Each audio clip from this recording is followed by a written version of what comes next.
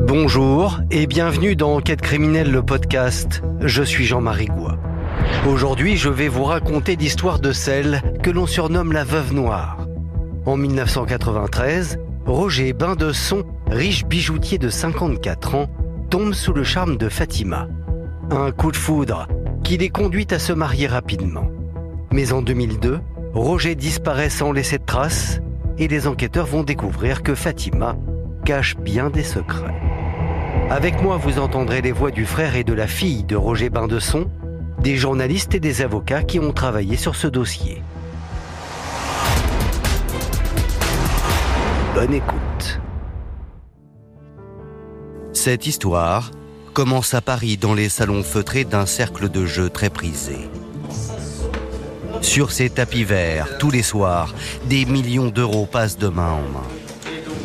Ici, les milliardaires se mélangent aux flambeurs et aux figures du grand banditisme.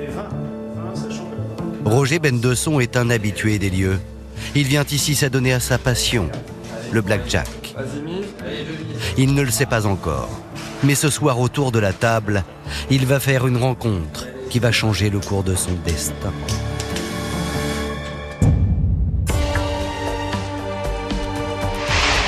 Elle est née dans la rue et son seul atout, finalement, c'est sa beauté. Elle savait tout faire pour attirer les regards. Il était ensorcelé, mon frère. Tout le patrimoine de Roger Bindesson est en train d'être dilapidé, en train de fondre comme neige au soleil. Et là, les policiers vont découvrir qu'un autre mari de Fatima s'est littéralement volatilisé.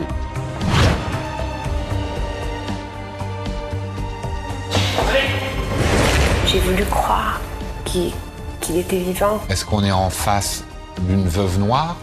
Et là, je comprends que je ne le reverrai plus jamais. Je comprends que c'est terminé.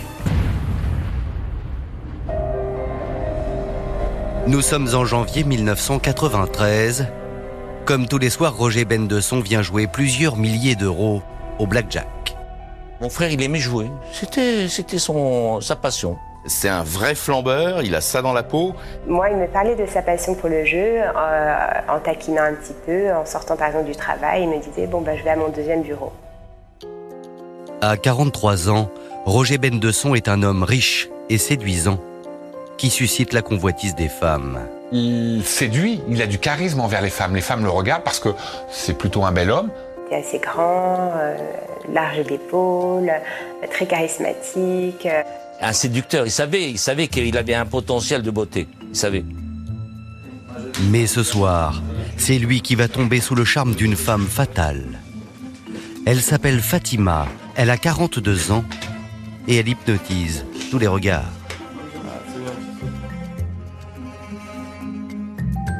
C'est sûr qu'on l'a repéré de loin. C'est une espèce de grande fille brune. Élancée, marocaine, le regard de braise.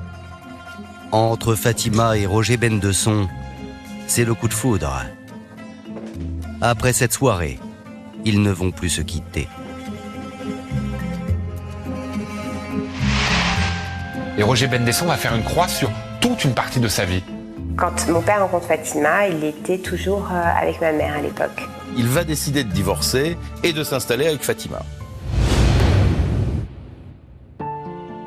6 mois plus tard, nous sommes au mois de juin 1993.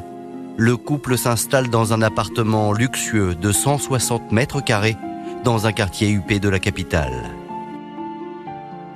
Roger Bindesson, à l'époque, c'est un golden boy. Tout lui réussit. C'est un homme aisé qui a une affaire qui tourne bien et il a un certain patrimoine. Son affaire, c'est une bijouterie au Louvre des Antiquaires, là où les plus grands joailliers de la capitale ont pignon sur rue. C'est pas de la petite bijouterie, c'est vraiment de la haute joaillerie de luxe. Mon frère, il avait la plus belle vitrine du Louvre. Tout marche pour Roger Bindesson qui, grosso modo, gagne 20 000 euros par mois. 20 000 euros, c'est pas rien. Roger a de l'argent et rien n'est jamais trop beau pour Fatima. Il lui offrait tout ce qu'elle avait besoin, elle n'avait même pas besoin de demander, ou dès qu'elle demandait quelque chose, c'était toujours oui. Il l'a emmené à Las Vegas, à Saint-Barth, à Cannes, à Monaco, en Espagne. Elle avait toujours des beaux bijoux. Aux yeux de tous, Roger et Fatima incarnent à eux deux la beauté, le luxe et l'amour. Et pourtant, sur cette photo, il y a des taches sombres qui vont commencer à apparaître. Car après 7 années de vie commune, l'horizon va s'assombrir. Au début des années 2000, Roger va investir dans un nouveau projet qui va le conduire à sa perte. La création d'un logiciel capable de gérer les stocks de diamants des bijouteries du monde entier. Pour cela, l'homme aurait emprunté beaucoup d'argent à quelques personnes peu recommandables. Ce logiciel auquel il croyait tout particulièrement lui a coûté beaucoup d'argent. Il est persuadé que s'il réussit à le commercialiser, c'est le jackpot. Et comme c'est un joueur, il est nos limites. Seulement, cette mauvaise opération va plonger les comptes en banque du riche joaillier dans le rouge. Là, eh bien, il est sans le sou. Là, il a besoin de se refaire, comme on dit dans le milieu. Et Roger a de la chance. Pour renflouer ses dettes, il a trouvé une solution très lucrative, mais pas très légale. Il s'en ouvre d'ailleurs à ses frères, Raphaël et William. Il explique qu'il a la possibilité de récupérer des lingots d'or à un prix très intéressant, très en dessous du marché. Des lingots d'or à un prix cassé qu'il va pouvoir revendre ensuite à la vraie valeur et donc réaliser une plus-value exceptionnelle. Ça représente 1 500 000 €. C'est une somme importante.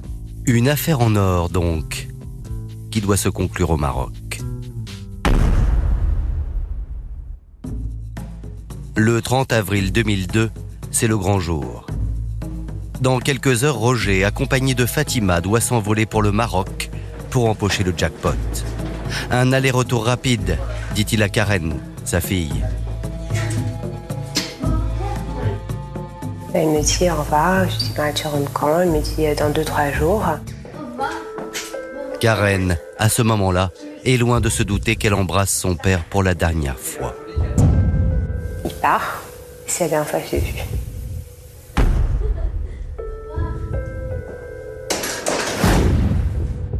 Roger quitte Paris pour Tanger, au bras de Fatima. Dès lors, il ne donnera plus de nouvelles à son entourage. J'essaie de l'appeler et il ne répond pas. Et ça l'intrigue beaucoup, ça l'inquiète même beaucoup, parce qu'elle a l'habitude d'avoir son père au moins une fois par jour. Même quand il était en voyage, qu'il soit à l'autre bout du monde, il passait pas une journée sans me donner au moins un coup de téléphone. Et là, elle l'a pas. 1 fois, 2 fois, 3 fois, Roger ne répond pas. Et à chaque fois, c'est Fatima qui prend le téléphone. Et à chaque fois, la belle Marocaine à l'autre bout du fil se veut très rassurante. Elle avait toujours un prétexte de me dire il n'est pas là, il n'est pas à côté, il n'est pas ci, il n'est pas ça. Mais je n'ai jamais pu parler à mon père une seule fois. Bizarre. Pourquoi Roger ne prend-il pas le temps de répondre aux appels de sa fille? Karen n'est pas au bout de ses surprises. Le 5 mai 2002, soit une semaine après le départ du couple au Maroc, Fatima rentre à Paris. Mais voilà, elle est seule. Elle rentre et lui ne rentre pas. Folle d'inquiétude, Karen presse alors de questions sa belle-mère. Et voici ce que Fatima lui dit. Elle me dit mais il est très occupé, il est en train de faire une affaire là-bas, il l'a pas complètement fini, il revient dans quelques jours. Je dis ok très bien, je dis comment on peut le joindre? Elle me dit ah oui mais j'ai son téléphone. Fatima est en possession de l'unique moyen pour joindre Roger Bendesson, son téléphone portable. Et la belle Marocaine va livrer à Karen une incroyable histoire. Elle dit en réalité qu'il était parti faire une opération, une transaction, ça craint un peu, c'est pas très clair.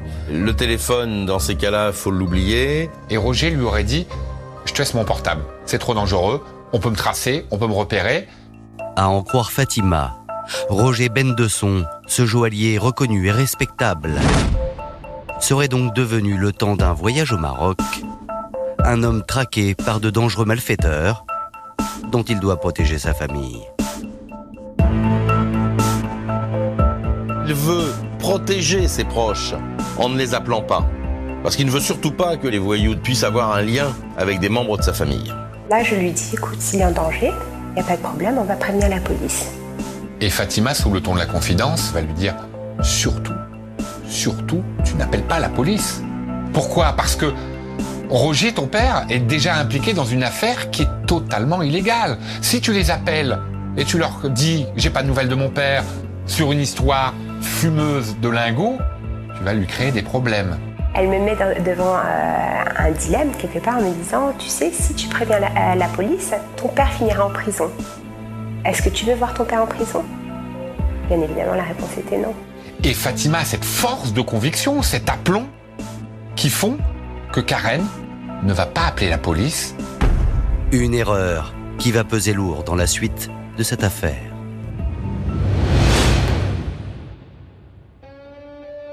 Force est de constater qu'à partir du mois de mai 2002, ni sa famille, ni ses amis, ni ses relations professionnelles n'ont de nouvelles du joaillier. Et très vite, les frères du disparu acquièrent la conviction que Fatima ment sur toute la ligne.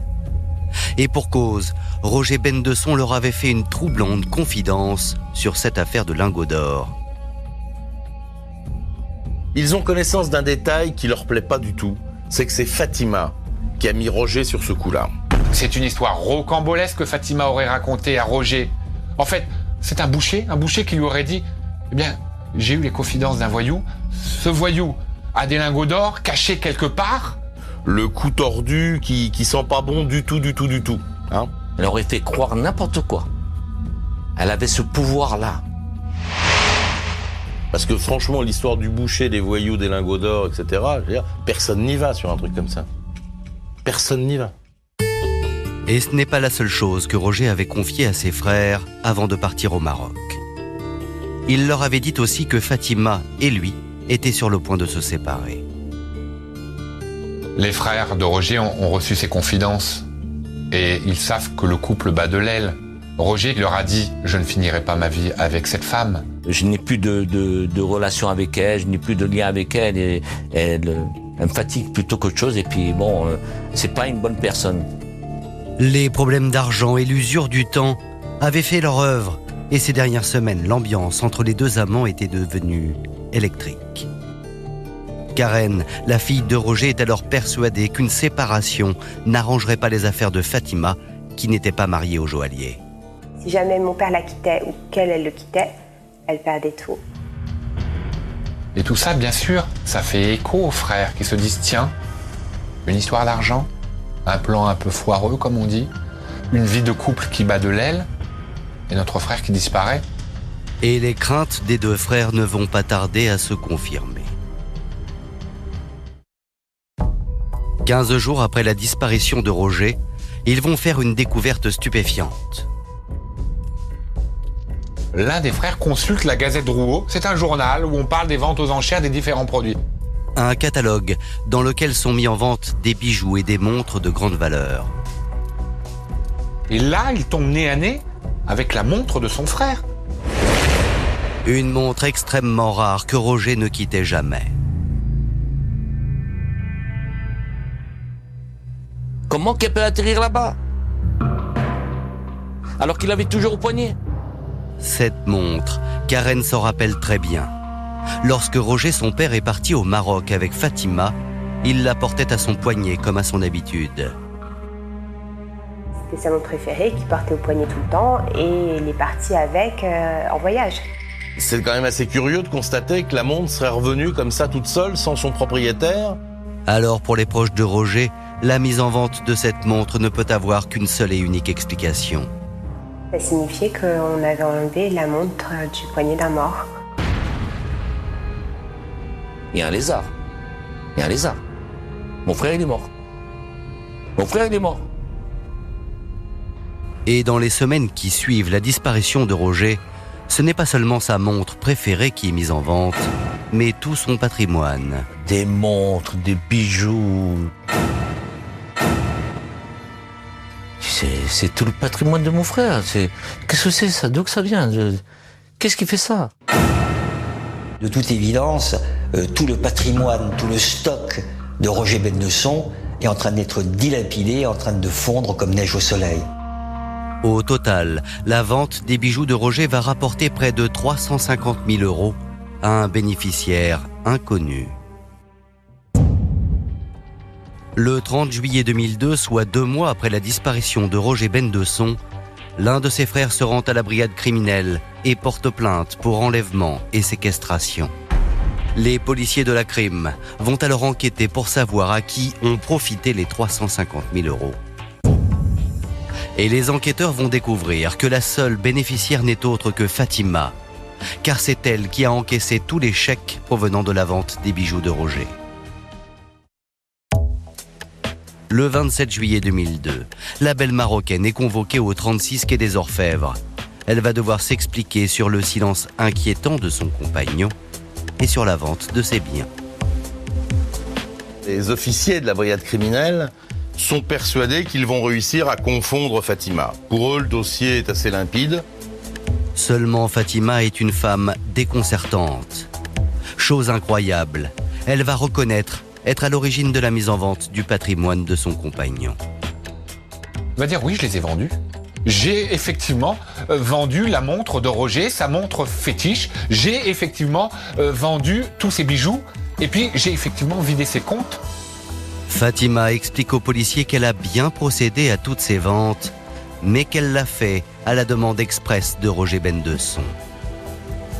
Ces bijoux, elle les a vendus sur instruction, sur ordre de son compagnon Roger Bendesson, qui n'a pas du tout disparu. Elle déclare au service de police que Roger est bien vivant, mais qu'il a des ennuis, qu'il se cache, qu'il ne peut pas se montrer, et que la seule personne avec qui il est en relation, c'est elle. Et Fatima d'expliquer son histoire abracadabrante. Le Maroc, les lingots à moitié prix, et maintenant Roger qui se cache, poursuivi par ceux qui lui avaient prêté de l'argent pour la mise au point de son logiciel. Roger Bendesson aurait contracté des dettes importantes en voulant mettre au point son système de logiciel. Il aurait emprunté de l'argent, mais aux mauvaises personnes, sans doute aux gens qu'il connaissait dans les cercles de jeu qui sont des voyous. Toujours selon Fatima, Roger pensait rembourser les sommes empruntées à ces voyous. Seulement l'affaire juteuse des lingots aurait été un véritable fiasco. Et là, il est pris à la gorge. Des personnes qui sont liées au milieu le recherchent. Ces personnes-là ne vous agitent pas le chiffon de l'huissier. Vous ne recevez pas une mise en demeure. Ce sont des personnes qui se déplacent, qui vous coincent. Et c'est donc pour rembourser ses dettes que Roger aurait décidé de vendre tous ses biens. Le 9 mai 2002, soit une semaine après sa prétendue disparition, il serait revenu à Paris incognito. Il aurait alors récupéré dans l'atelier de sa bijouterie un sac rempli de bijoux. Puis, il aurait donné rendez-vous secrètement à Fatima dans une rue de Paris et lui aurait remis le sac avec ordre de tout vendre. Il lui a dit, Fatima, j'ai besoin d'argent. J'ai les créanciers qui sont derrière moi. Si je les paye pas maintenant, il y a quelque chose de grave qui va se passer pour moi. Il a la corde au cou ce jour-là. Elle décrit aux hommes de la brigade criminelle un homme traqué, un homme qui a peur, un homme qui s'est rasé le crâne, un homme qui a changé son apparence physique pour pas qu'on le reconnaisse. Selon Fatima, Roger, l'homme traqué, décide ensuite d'aller à Marseille se cacher en attendant la vente des bijoux.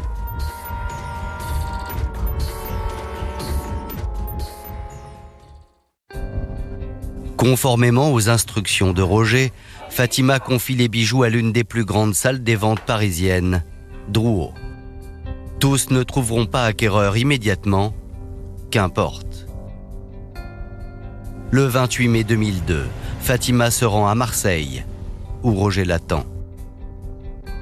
Le couple s'est donné rendez-vous dans un endroit discret, à l'abri des regards. Fatima affirme avoir remis à son compagnon une enveloppe contenant 80 000 €. Et d'après elle, ce serait la dernière fois qu'elle l'aurait vu. Le problème, c'est que l'histoire que Fatima raconte aux policiers semble tout droit sortie d'une mauvaise fiction. C'est une histoire complètement dingue, à dormir debout. C'est un peu les 1001 nuits version polar au Maroc. Alors, pour prouver que ce qu'elle raconte est vrai et que son compagnon est bien un homme traqué, Fatima raconte qu'elle se serait faite agresser dans les jours qui ont suivi la remise de l'enveloppe.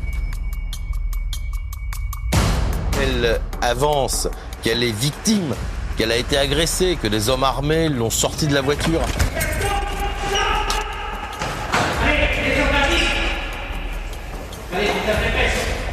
En la menaçant, en lui demandant de l'argent. Où est Roger? Et Roger nous doit tant, il va falloir que tu payes. Après cette agression, Fatima a peur. Si désormais on s'en prend à elle, c'est peut-être parce que Roger a décidé de s'enfuir sans rembourser l'argent qu'il doit. Devant les policiers, elle va même jusqu'à avancer une hypothèse. Fatima, elle est prise d'un doute. Elle se dit, eh bien, face à la situation dans laquelle se trouvait Roger, est-ce qu'il n'a pas décidé de se construire une autre vie ailleurs? Face à la longue histoire que Fatima vient de leur raconter, les enquêteurs sont pour le moins dubitatifs. Seulement, ils n'ont aucune preuve contre elle. Alors pour savoir si elle dit vrai, ils doivent à présent vérifier dans les moindres détails tous les éléments de sa déposition. En attendant, elle repart libre du 36 quai des Orfèvres. D'abord, les policiers cherchent à savoir si Roger est bien revenu à Paris au mois de mai pour récupérer lui-même les bijoux comme Fatima l'affirme. Et dans l'atelier du joaillier, on va justement retrouver plusieurs indices qui tentent à le prouver. Alors 2 indices plaident en la faveur du passage de Roger. Un paquet de cigarettes vides sur l'établi, la marque de cigarettes qu'il fumait habituellement et la carte d'identité de Roger.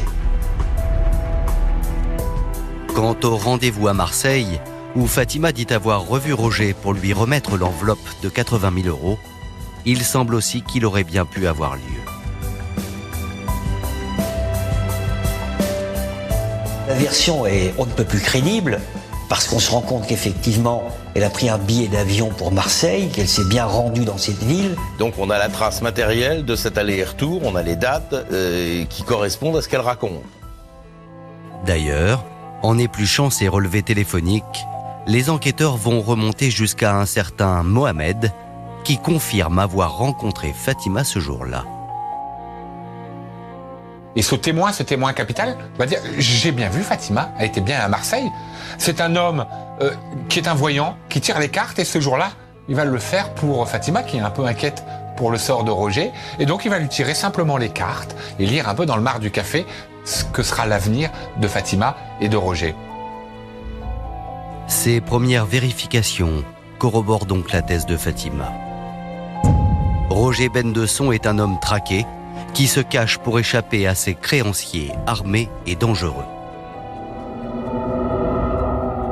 L'homme est donc vivant et Fatima va maintenant enfin en apporter la preuve.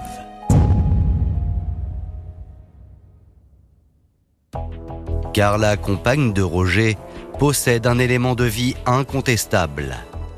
C'est la dernière conversation téléphonique qu'elle aurait eue avec le joaillier il y a quelques jours. Elle a d'ailleurs pris soin d'enregistrer cet appel avec un autre téléphone et décide de le faire écouter à Karen.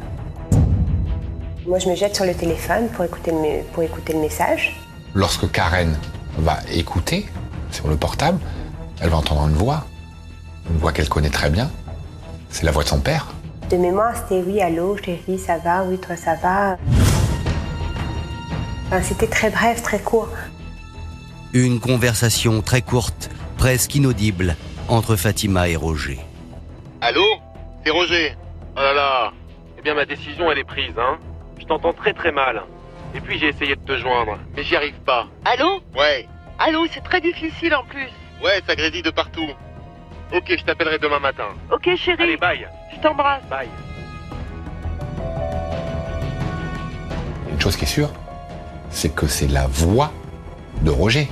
Et ça change tout, ça. Grâce à ce message, tout l'entourage commence à reprendre espoir et tout le monde se dit Roger doit être en vie. Et pour moi, c'était un soulagement immense. C'était mon père était vivant, mon père allait bien. Elle lui parlait vraiment au téléphone, donc elle mentait pas quand elle disait l'avoir au téléphone tout le temps. Tous ces doutes en fait qui pesaient en moi s'envolaient d'un coup. Dès lors, la confiance retrouvée entre les deux femmes, Karen, la fille de Roger, et Fatima, la compagne, ne vont plus se quitter. Seulement les deux femmes, en l'absence du riche joaillier, vont connaître d'épineux problèmes d'argent. Elles sont même expulsées du luxueux appartement du 16e arrondissement car elles ne payent plus le loyer. Elles vont alors emménager toutes les deux dans une minuscule chambre de bonne d'à peine 8 mètres carrés. Elles vivent dans une espèce d'intimité, de promiscuité. Elles vivent comme deux clochards dans ces 8 mètres carrés. En fait, comme je n'avais pas la place dans cette chambre de bonne de mettre un lit, on avait organisé en mettant une couette sur le carrelage qu'on dépliait une fois qu'on était à l'intérieur pour dormir toutes les deux à même le sol. Et durant toutes ces années, elle partage l'existence de Fatima. Pendant 5 ans, Karen et Fatima vont vivre dans cette promiscuité. 5 années au cours desquelles Roger ne donnera plus de nouvelles à personne, pas même à Fatima.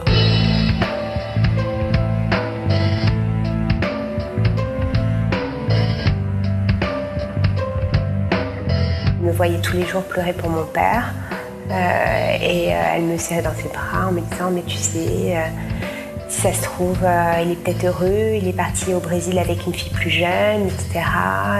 Peut-être qu'il s'amuse. » Elle était là, oui, viens ma chérie, viens ma fille, je suis comme ta maman, et vas-y, passe-lui la pommade, un coup à droite, un coup à gauche, de temps en temps sur le visage. Moi, je commence à avoir de l'affection pour elle. Déjà, c'était la personne qui me raccrochait au souvenir de mon père. Durant toutes ces années, Karen vit avec l'espoir que son père, même s'il a fui la France, est bel et bien vivant.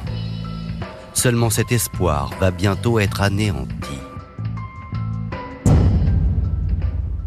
Merci d'avoir écouté la première partie de cet épisode consacré à l'affaire Bain de Son.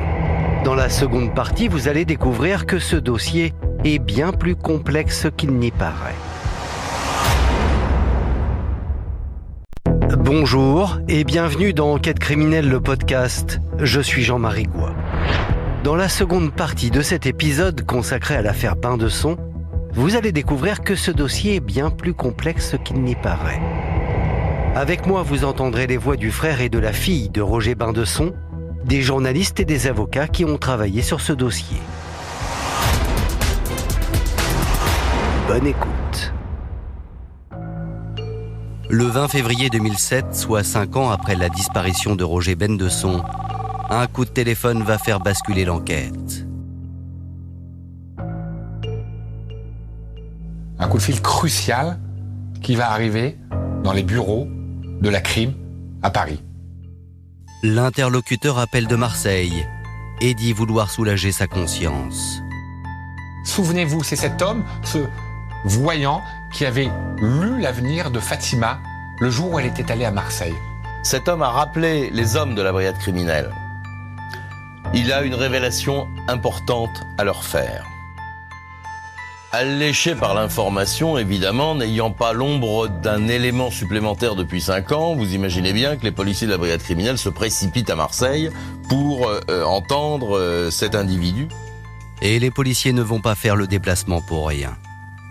Mohamed, rongé par les remords, va leur avouer qu'il leur a menti et leur livrer la vérité sur la nature de son rendez-vous avec Fatima 5 ans plus tôt. En fait, Mohamed n'a jamais tiré les cartes à Fatima, car en réalité, il est ingénieur du son. Il explique que Fatima est venue le voir avec une cassette de son répondeur téléphonique contenant d'anciens messages de Roger. Fatima lui propose quelque chose de fou à cet homme. Elle lui dit « J'ai besoin de toi, j'ai besoin que tu me fasses un faux message téléphonique. » Et ce jour-là, contre une modique somme d'argent et sous les supplications de la belle Marocaine, Mohamed s'est transformé en faussaire. C'est lui qui a fabriqué de toutes pièces la conversation téléphonique entre Roger et Fatima. Cette même conversation qui a fait croire à tout le monde que Roger était toujours vivant.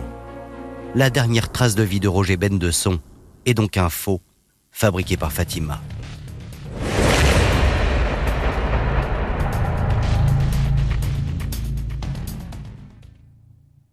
Ce nouvel élément n'est pas une preuve de l'implication de Fatima dans la disparition de Roger, mais pour Karen, bouleversée par cette découverte, il n'y a pas de doute. Le monde s'effondre sous mes pieds parce que je me dis que j'ai vécu 7 années à dormir dans le même lit que la femme qui a tué mon père. À nourrir la femme qui a tué mon père.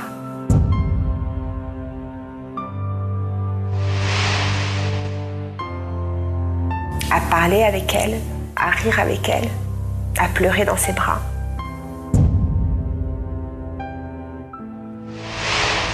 Et là, je comprends que je ne reverrai plus jamais. Je comprends que c'est terminé.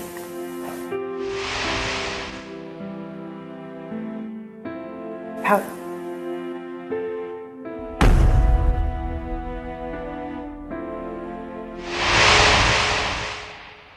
Si rien ne vient confirmer la conviction de Karen, pour les policiers de la brigade criminelle, c'est une nouvelle enquête qui commence. Pour la première fois, les enquêteurs savent que Fatima a menti. Fatima a tout mis en œuvre pour induire tout le monde en erreur, y compris la police, y compris la justice. Si elle a menti là, elle a peut-être menti pour d'autres choses et elle a peut-être un rôle dans la disparition de Roger. Dès lors, les enquêteurs vont s'attacher à en savoir plus sur la personnalité de Fatima. Ils vont alors fouiller dans le passé de cette mystérieuse femme de 57 ans. Et là, les policiers vont découvrir qu'un autre mari de Fatima s'est littéralement volatilisé. L'homme s'appelle Michel Cronier et lui aussi a mystérieusement disparu. La même histoire presque, à la virgule près. Eh bien, c'est peut-être passé 20 ans plus tôt. Nous sommes à Agadir, au Maroc. C'est ici que Fatima a grandi. Et c'est ici que cette Marocaine de conditions modestes va rencontrer son premier amour. Fatima, elle est fille d'un pêcheur, elle vit dans une baraque en tôle avec ses 7 frères et sœurs. Elle n'a pas un rond. Fatima vit dans les bidonvilles d'Agadir. Et en 1970, elle a 20 ans et son destin va basculer. Elle est née dans la rue et son seul atout finalement c'est sa beauté. Et elle est d'une beauté insolente, d'une grande brune incendiaire. Une beauté exceptionnelle qui va lui servir de passeport pour le restant de ses jours. Une beauté qui va lui ouvrir les portes de cet hôtel de luxe d'Agadir. Et là, dans un club de voyage à Agadir, eh bien un homme va tomber fou amoureux d'elle. Et cet homme, c'est justement Michel Cronier. Il est responsable du personnel d'un des plus beaux hôtels de la ville. À 25 ans, Michel est un playboy, mais aussi un chanteur qui a connu son heure de gloire en faisant les premières parties d'Enrico Macias et de Claude François. Et ça, plus son physique, je veux dire qu'il avait un succès fou. Entre Michel, le crooner, et Fatima, la sublime marocaine des bidonvilles, c'est le coup de foudre. Mon frère était extrêmement amoureux de Fatima. Ça donnait l'impression, bon le terme est un peu peut-être fort, mais qu'il était envoûté. Il ne vivait que pour elle.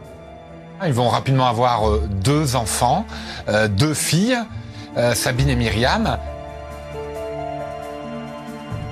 En 1975, Fatima et Michel quittent Agadir et s'installent à Saint-Tropez, sur la Côte d'Azur. À Saint-Tropez, c'est la vie de luxe pour Fatima. La petite fille pauvre d'Agadir, eh bien, rencontre un monde qu'elle n'avait jamais connu.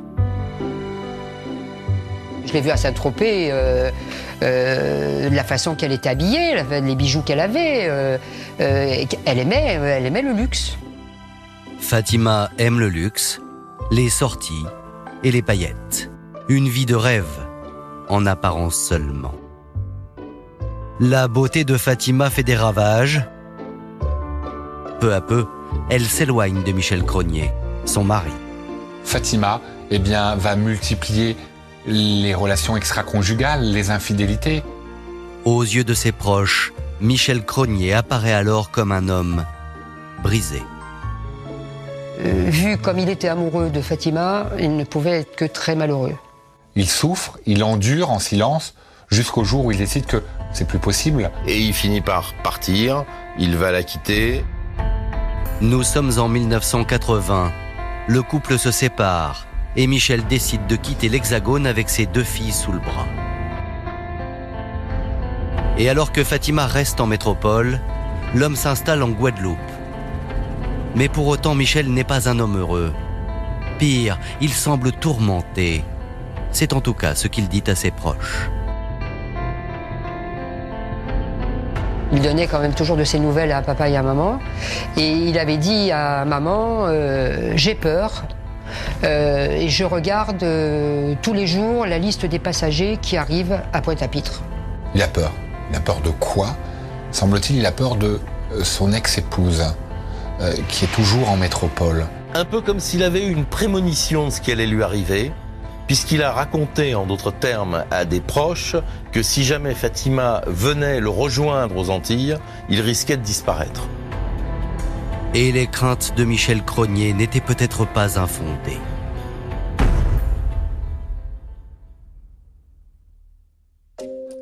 En décembre 1980, soit quelques mois après son installation en Guadeloupe, Fatima va rejoindre son mari. Elle veut récupérer ses filles. Force est de constater que c'est à partir de ce moment-là que Michel Cronier ne donnera plus jamais signe de vie. Il ne va pas téléphoner pour Noël à mes parents, ce qui est chose inhabituelle. Il ne va pas téléphoner non plus pour le 1er de l'an pour leur souhaiter la bonne année. Et donc là, mes parents trouvent ça pas normal et s'inquiètent. Il s'est littéralement volatilisé. On ne sait pas où il est passé, on ne sait rien. Fatima, elle, rentre seule sur le continent avec ses 2 filles. Folle d'inquiétude, la mère de Michel Cronier appelle la belle Marocaine et Fatima de lui annoncer une terrible nouvelle. Elle leur fait entendre que Michel s'est suicidé. Qu'il était malade, qu'il était dépressif. Il avait vraisemblablement envie de mettre fin à ses jours. Les parents sont abasourdis. Pour eux, comme pour tous les gens qui connaissent Michel, il est impossible qu'il se soit suicidé. À qui que ce soit, il n'a jamais laissé entendre qu'il pourrait un jour passer à l'acte ou se suicider. C'est pas possible, c'est pas vrai. Seulement quelques jours après avoir eu Fatima au téléphone, les parents de Michel vont recevoir une lettre. Une lettre de Michel, leur fils. D'ailleurs, ils reconnaissent l'écriture, c'est son écriture, il n'y a pas de doute là-dessus. Michel leur dit que ça va pas dans sa vie. Et qu'il est prêt à faire le grand saut. Cette lettre accréditerait donc l'idée que Michel s'est bien suicidé. Mais un détail va jeter le doute sur l'authenticité de ce courrier. Il y a effectivement un problème avec cette lettre, c'est qu'elle n'est pas affranchie, elle n'est pas timbrée. Comment une lettre postée en Guadeloupe peut faire des milliers de kilomètres, arriver chez les parents sans timbre? Il y a quelqu'un qui est venu poser cette lettre dans cette boîte aux lettres. Et ce quelqu'un qui a pu déposer cette lettre a été obligé automatiquement de la récupérer en Guadeloupe, dans la mesure où c'est l'écriture de mon frère, la signature de mon frère, et c'est bien Michel qui a écrit cette lettre. Alors, est-ce Fatima qui a subtilisé ce courrier lors de sa visite en Guadeloupe? Est-ce elle qui ensuite l'a déposé dans la boîte aux lettres des parents de son ex-mari? Rien ne le prouve.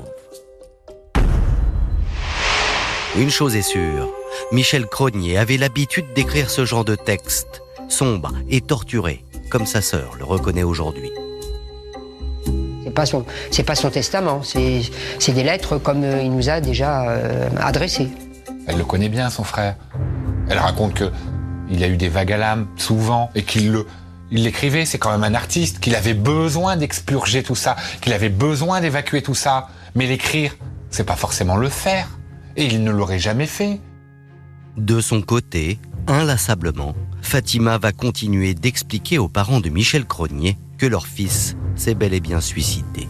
Elle ne les lâche pas, elle est très présente et un peu comme elle l'a été avec Karen, elle va prendre sous son aile les parents de Michel. Fatima gardait des contacts, leur téléphonait. Et à chaque fois, elle a les mots qui rassurent, les mots qui apaisent et elle les amène à l'idée que Michel s'est suicidé, s'est donné la mort. Durant 17 ans, Fatima va rester en contact avec les parents de son ex-mari. En tout cas, Fatima a une force de conviction incroyable, inébranlable, puisque finalement, à force de discuter avec les uns et les autres, personne ne déposera plainte. Personne ne dépose plainte, tout le monde est convaincu qu'il a mis fin à ses jours et personne ne suspecte réellement Fatima.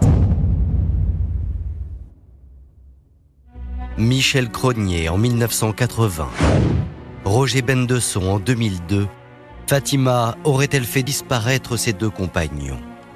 Les enquêteurs n'ont pour le moment toujours aucune preuve formelle, ni aucun cadavre pour la confondre. En revanche, ils ont découvert de nombreuses similitudes entre les deux affaires, qui pourraient bien, selon eux, signer le même mode opératoire. On retrouve un peu la griffe, la signature de Fatima, à la fois dans la disparition de Roger et dans celle de Michel, un peu comme une marque de fabrique. Deux hommes qui sont disparus, un faux message téléphonique pour l'un, une lettre annonçant son suicide pour l'autre. Ensuite, elle reste très proche de la famille immédiate, des enfants, des parents, des frères, des sœurs. Elle fait mine d'être inquiète, soucieuse, elle rassure. Et puis une stratégie de harcèlement des proches des victimes pour dire oui, il s'agit d'un suicide ou oui, il s'agit d'une disparition. Les enquêteurs pensent avoir tout de même suffisamment d'éléments pour placer Fatima en garde à vue. Le 19 mars 2007, soit presque 5 années jour pour jour après la disparition de Roger Bendesson, la belle Marocaine doit s'expliquer sur le faux message qu'elle a fabriqué, destiné à faire croire que son mari était bel et bien vivant. Elle est prise la main dans le sac, elle est obligée de reconnaître, elle ne peut pas faire autrement. Mais pour autant, Fatima n'est pas ébranlée. Elle affirme être une bienfaitrice qui a voulu rassurer la famille de Roger. Elle reçoit tellement d'appels où on lui demande des nouvelles et puis des appels très pressants à son sujet de la part de la famille, mais surtout de Karen. Eh bien, elle va décider, elle va monter ce stratagème ridicule, mais elle va le faire pour rassurer Karen et rassurer l'entourage de Roger en disant vous voyez, je l'ai eu au téléphone, il m'a appelé, il a laissé ce message, soyez rassurés. Voilà. Mais les enquêteurs ne croient plus Fatima. Ils savent qu'ils ont en face d'eux une menteuse très douée. Car souvenez-vous, elle déclarait que Roger avait lui-même récupéré les bijoux dans son atelier. Pour preuve, il avait laissé derrière lui un paquet de cigarettes. Pour les policiers, il s'agirait là d'une mise en scène orchestrée par Fatima. La police technique et scientifique l'a expertisé. Il n'y a pas d'ADN de Roger sur ce paquet. Il y a juste l'ADN de Fatima. C'est accablant pour elle. Ce paquet de cigarettes n'a jamais été en possession de Roger. Il n'a jamais touché ce paquet de cigarettes. Pour les enquêteurs, c'est en fait Fatima qui aurait elle-même récupéré les bijoux pour les vendre à son profit. Et c'est elle qui ensuite aurait déposé dans l'atelier de faux indices pour faire croire que Roger était passé les récupérer. Seulement, Fatima ne lâche rien, et cela malgré son empreinte ADN retrouvée sur le paquet de cigarettes. Elle est dans le déni le plus total. Elle nie la réalité la plus évidente. Plusieurs éléments l'accablent, mais Fatima continue de maintenir sa version. Selon elle, Roger se cache car il est traqué par des voyous. Seulement, elle va commettre une erreur. Elle va livrer aux policiers des noms des malfrats qui poursuivent son compagnon. Des noms qui sont connus dans les chroniques judiciaires à l'époque. Il y a Francis le Belge. C'est pas n'importe qui, Francis le Belge. À l'époque, c'est l'un des parrains de la pègre marseillaise. Selon Fatima, lorsque Roger s'est enfui en 2002, c'est parce que Francis le Belge le rackettait. Il y a juste un petit problème dans cette histoire-là. C'est qu'en 2002, Francis le Belge ne pouvait pas racketter Roger. Pour un simple petit détail, c'est que Francis le Belge était mort depuis 2 ans déjà. Donc évidemment, ça paraît compliqué que Francis le Belge, de l'au-delà, puisse exercer un racket sur ce pauvre Roger. Fatima nie tout en bloc. Les policiers comprennent qu'elle ne lâchera rien. Elle n'hésite pas à multiplier les mensonges, les calomnies, les extravagances, tout simplement pour tenter de se défausser.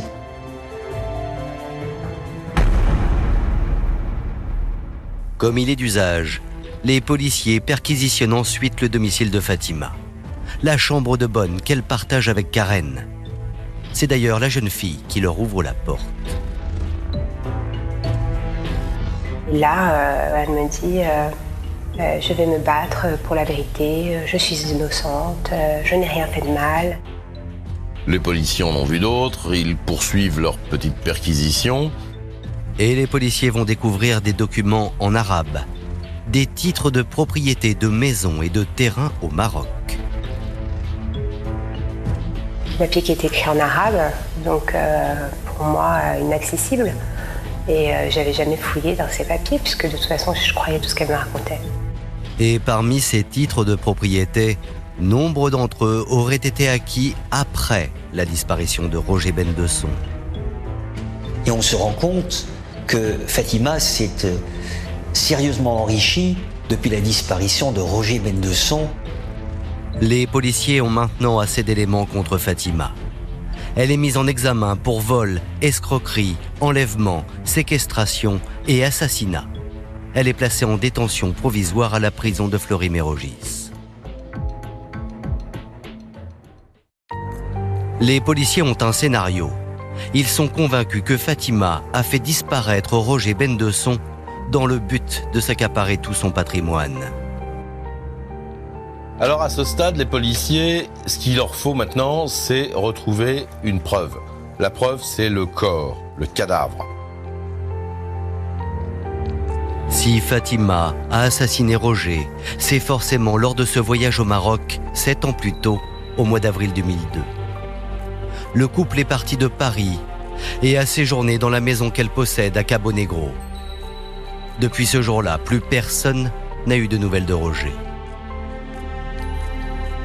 Les policiers vont se déplacer jusqu'à Cabo Negro, au nord-est du pays. Fatima y possède une villa. Épaulés par la police marocaine, ils vont fouiller la maison et les terrains appartenant à Fatima. Mais ils ne trouveront rien.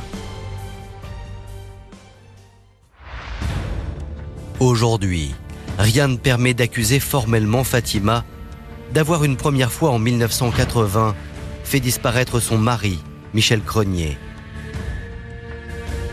Puis, plus de 20 ans plus tard, d'avoir tué son compagnon, Roger Bendesson. Alors la belle Marocaine aurait-elle pu réussir 2 crimes parfaits ? Cette femme reste un mystère, parce que soit elle est victime d'une incroyable méprise, ou soit par 2 fois, ce qui est insensé, elle a réussi à commettre le crime parfait. Pour maître Pascal Garbarini, Fatima, sa cliente, est totalement innocente.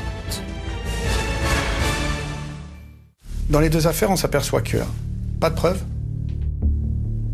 pas de certitude sur la disparition, pas de corps. Ils n'ont pas de témoins dans un cas comme dans l'autre, de témoins directs d'une scène de violence ou de crime. Ils n'ont pas l'ombre d'un élément pour l'accrocher en termes judiciaires. Faute d'éléments, le 9 novembre 2007, après 8 mois de détention provisoire, Fatima est remise en liberté conditionnelle. Cette libération est vécue comme un véritable traumatisme par la famille de Roger Bendesson. Karen décide alors d'alerter les médias. Entre autres, elle raconte son histoire à un grand hebdomadaire français et cela va déclencher un spectaculaire rebondissement.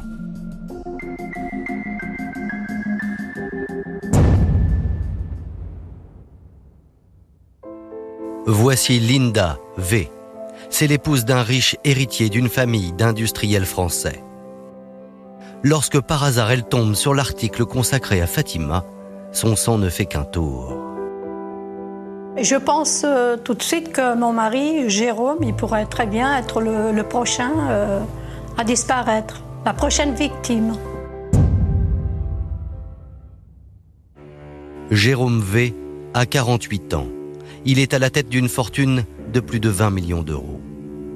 Il est marié depuis plus de 20 ans avec Linda et il va subitement la laisser sans nouvelles. Plus de nouvelles de Jérôme pendant plusieurs jours, je ne comprenais pas pourquoi. Jérôme aurait-il fait une mauvaise rencontre? Linda imagine le pire, d'autant que le millionnaire est une proie facile. Il se promenait toujours avec des liasses de billets de 500 €. Et il ouvrait son portefeuille comme ça, n'importe où, pour aller payer un coup au bar. Et du coup, elle va à plusieurs reprises tenter de le joindre par téléphone. Après 3 jours d'angoisse, quelqu'un finit par décrocher. Et la surprise. Et c'est une fille qui répond, une fille complètement hystérique, et qui me dit ton mari, c'est plus ton mari, de toute façon, maintenant c'est le mien, bientôt, t'as intérêt à te calmer, sinon je vais venir m'occuper de toi, laisse-nous tranquille, on veut dormir tranquille, et puis voilà, et elle raccroche. Pour Linda, c'est le choc. Elle n'a rien vu venir. Du jour au lendemain, son mari l'a quittée pour une autre femme.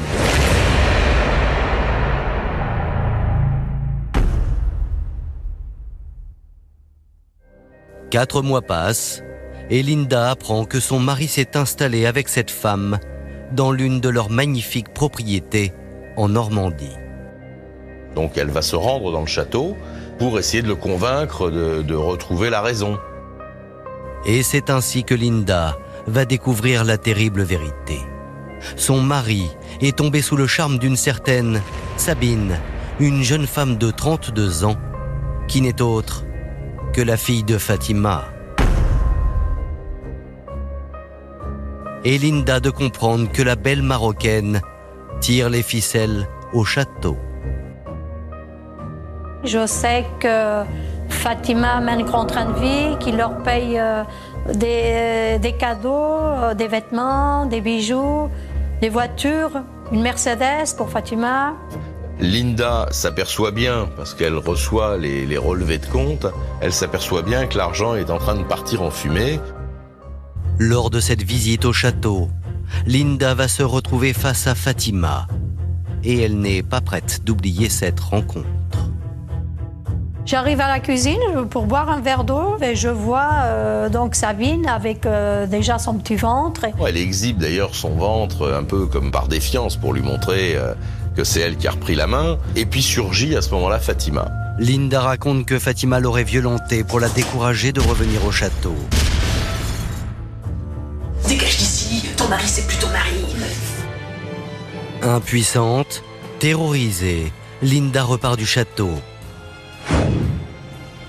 Mais lorsque 3 ans plus tard, elle lit l'article sur les maris de Fatima dans la presse, elle se dit que son époux est peut-être en danger de mort. C'est pourquoi Linda a saisi la justice.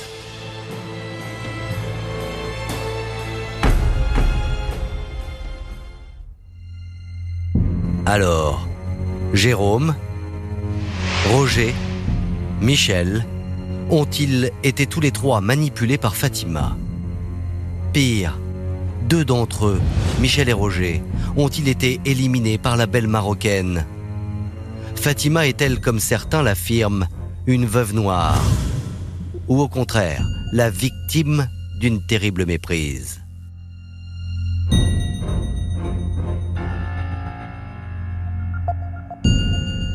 J'attends de la justice qu'elle fasse en sorte que mon mari ne soit pas le prochain disparu. Voilà. Il y a prescription, mon frère a disparu, on ne se saura jamais. Mais j'ai quand même un certain pressentiment qu'elle peut y être pour quelque chose. c'est trop grave d'accuser quelqu'un de meurtre. Si aujourd'hui je dis que oui, c'est elle, oui, j'ai aucun doute, c'est que vraiment j'ai aucun doute. Je ne vois pas comment Fatima ne pourrait pas bénéficier d'un non-lieu ou d'un acquittement. Tellement ce dossier est vide. Aujourd'hui, Fatima est libre, sous contrôle judiciaire. Elle attend de savoir si, oui ou non, elle sera renvoyée devant une cour d'assises.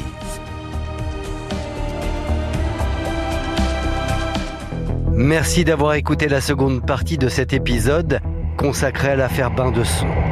En 2016, malgré son absence au procès, Fatima Anechad a été condamnée à 20 ans de réclusion criminelle pour l'assassinat de son ex-compagnon. N'hésitez pas à vous abonner à ce podcast afin de recevoir chaque semaine un nouvel épisode. Je vous dis à bientôt.